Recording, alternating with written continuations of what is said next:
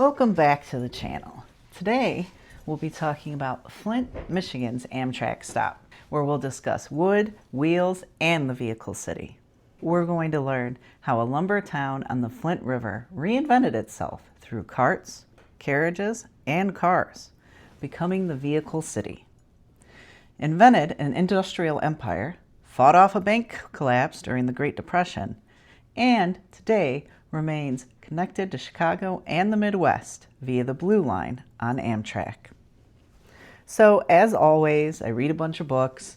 I use the Great American Stations, history, the Amtrak timetables, any of the local historical societies. This time it was the Flint and Genesee County Historical Societies. Any of the Sanborn maps, old maps, Sloan Museum of Discovery, etc., and any on-site field work, visiting downtown, visiting museums, things like that. As always, I try to do my best when researching, but, you know, I'm only human. In the 1870s, Flint's powerhouse was wood.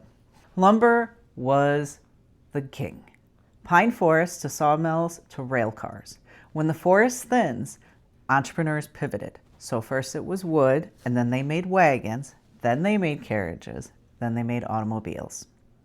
By 1908, Billy Durant founded General Motors in Flint. Buick engines roared down city streets, and America discovered the vehicle city. Streetcars electrified neighborhoods, industrialists shaped banks and parks, and today, the old rails host the Blue Water, keeping Flint connected to Chicago. So the Flint River corridor was inhabited by the Ojibwa, the Potawatomi, and the Wyandot peoples. The Treaty of 1819 ceded the lands to the U.S. They first settled on the river, the new settlers, in 1835, and Flint was incorporated in 1855. So why did they settle here? Why did it matter? So the river meant trade, transport, and lumber. Without it, there would be no Flint. So those three things together really enabled things to get going. They used the Flint River to really start their industry, as it were.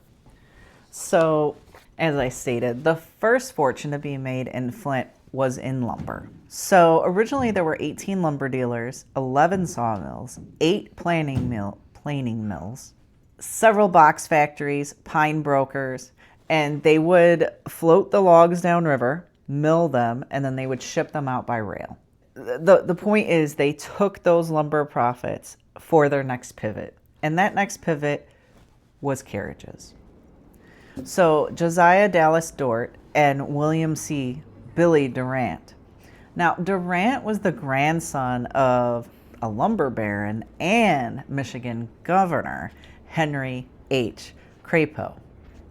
So just to get a little timeline here, in 1886, Durant and Dort bought the Coldwater Cart Company, and then they moved it to Flint and renamed it the Flint Road Cart Company. This later became the Durant-Dort Carriage Company. By the 1890s, Flint had transformed into a carriage center.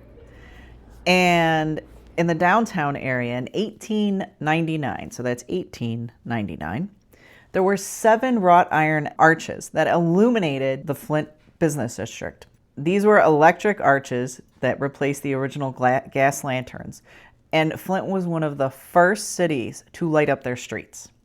The Genesee Iron Works built the arches, and each arch held no less than 50 bulbs. And during the holidays, they would like fancy it up and put up like garlands and bows and things like that. But we need to think about the fact that it is 1899 and they are lighting up their downtown with these really cool arches. So it really gives you a feeling for what the vehicle city and Flint was like at that time. People like to say that if you rode in a vehicle prior to the Model T, it came from Flint, because this was the center for carts, carriages, etc. They made it there. So next, the next pivot that occurred was going from carriages to cars.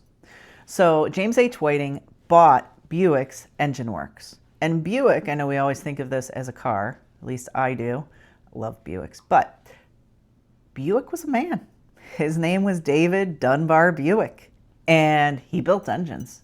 And Walter Marr, who was his chief engineer, was pushing for cars, not just engines. So the first Flint Buick was built in 1904. And then in 1908, Billy Durant founded General Motors in Flint. GM, because Durant loved to pick up other car companies, he absorbed Oldsmobile, Cadillac, Oakland, which is Pontiac, and then he also lured other industries to Flint, including AC Sparkplug and Champion. Now, AC Sparkplug is named that because Albert Champion started that company, and he also started Champion Sparkplug. And he got into a little disagreement with some of his business partners in Boston about the new company, AC Sparkplug, because he was also calling it some sort of champion thing. And they threatened some lawsuits. So he was like, okay, so he's just going to use his initials, hence AC Sparkplug. But again, like I said, he moved that company from Boston to Flint. So for here, we go from carriages with this combustion and these spark plugs to the Big Bang of Flint, which launches it into this vehicle city. But since we have this great big industry, we need to move the people around so that they can build all of these vehicles. And that can usually be a problem, trying to figure out how to transport all the people and all the workers to a location. So at that time, again, it's 1903, they decided to have an electrified streetcar. So it was 600 volts, DC power. The overhead wire served as the cathode, and then the rail return was the anode. At its peak in 1925, there were 37.5 miles of track, and there were 88 cars. They also had some like trailer cars and things like that. In comparison, there are a few modern streetcar lines like Boston, San Francisco, and Toronto that still exist. And then there's also a rare trolley bus holdout in Dayton, Ohio. So this matters because these streetcars, electrified streetcars, shaped Flint's neighborhoods and communities. It was an efficient way to move the populace around, and it also was non-polluting as it was just electricity. Now, following the early 1900s, we get into Great Depression. And just for some context, in 1929, the stock market crash wiped out $50 billion nationally. And Flint was facing its own internal panic at the Union Industrial Bank. The vice president, Frank Montague, had led some risky investments. So there was this group of conspirators who were embezzling money, $3.5 million in 1928, and they lost it all in the stock market crash. So the bank president, Charles Stewart Mott, who was an industrialist, learned what they had done. And so he made all of them resign, and they basically all went to jail from 6 months to 10 years in prison for embezzlement. But the interesting thing was that Charles Stewart Mott went to his bank and withdrew $3.5 million and deposited it into the Union Industrial Bank, where he was, I think he was on the board or he was the president, to stabilize the bank, thus stabilizing the city.